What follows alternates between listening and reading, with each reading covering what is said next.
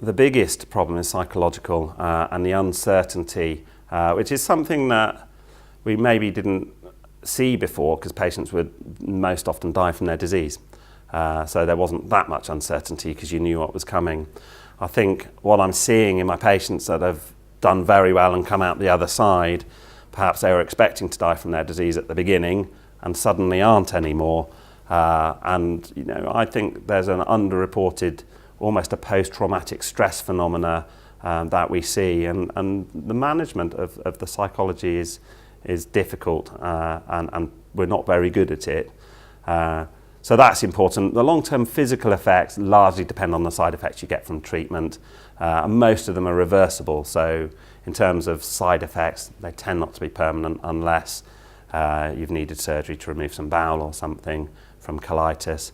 But definitely the psychological impact, not necessarily of the treatment, but the fact that you've survived what was an exceptionally dangerous disease, certainly is going to need more resource.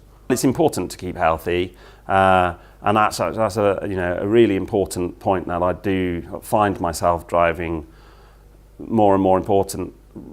It's important to consider other diseases now. You can't rely on dying from cancer anymore in a number of circumstances. So it's important to give up smoking. It's important to monitor cholesterol and eat healthily, keep fit, because actually surviving cancer is one thing, but there are lots of other important diseases too. So actually the sort of holistic health of the patient, it suddenly becomes more important, whereas maybe a few years ago when everyone was expected to die within 6 months of their disease, giving them a statin or aspirin probably irrelevant.